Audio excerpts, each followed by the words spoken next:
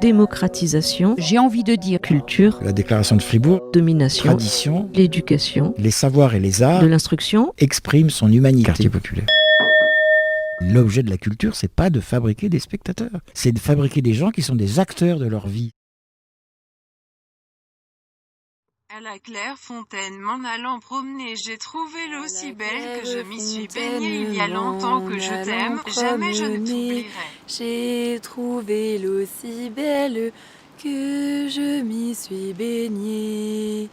Il y a longtemps que je t'aime, jamais je ne t'oublierai. La traduction, c'est jamais le passage automatique d'une langue à l'autre, donc il y a nécessairement une adaptation, une transformation. La langue, c'est un outil de communication et on en fait ce qu'on veut. Donc la langue, elle peut être fasciste, on peut l'imposer aux autres, donc elle peut être un outil de domination et elle l'est même à l'intérieur de la société.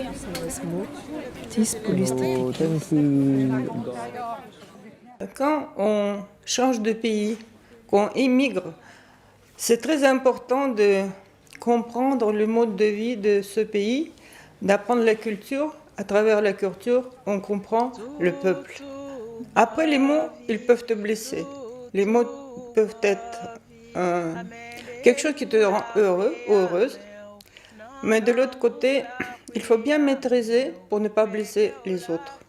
Les mots, c'est très, très actuel parce que quand je suis arrivée en France, je parlais la langue de Balzac. Et les Français se moquaient de moi. J'ai appris que tout ce que je mets comme phrase, la personne qui le reçoit, il ne reçoit jamais de la même façon.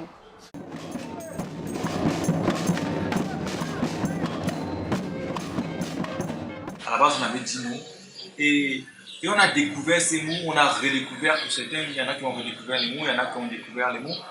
Les mots ont résonné,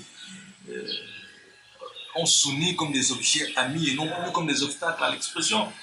Parce que la parole ne devrait pas être une barrière. L'expression ne devrait pas être une barrière. Tout le monde a droit à l'expression, mais malheureusement, il y en a qui n'ont pas suffisamment accès à la parole. Εδώ και 40 χρόνια μου αρέσει πολύ αυτή η γλώσσα. Άρχισα να την μαθαίνω στο πανεπιστήμιο. Une langue qui appartient à la France, c'est une langue qui est née en France, certes, mais qui aujourd'hui appartient à tous les locuteurs de français dans le monde. Et que donc du coup, cette idée des 10 mots, quelque chose de très simple, 10, c'est les deux mains, hein, les doigts de la main, c'était prendre tout un chacun et lui dire, voilà, je te donne tel mot, à quoi penses-tu? Qu'est-ce que ce mot fait résonner en toi?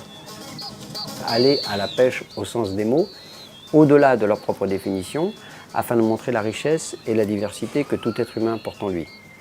Cette phrase était cette simple idée que chaque personne qui partage une langue l'enrichit parce qu'il est lui-même.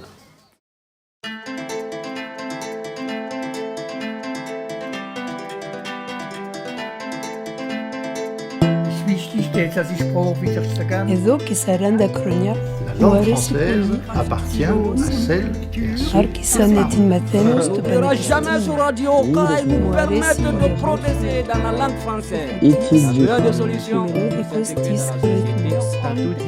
c'est la langue d'abord.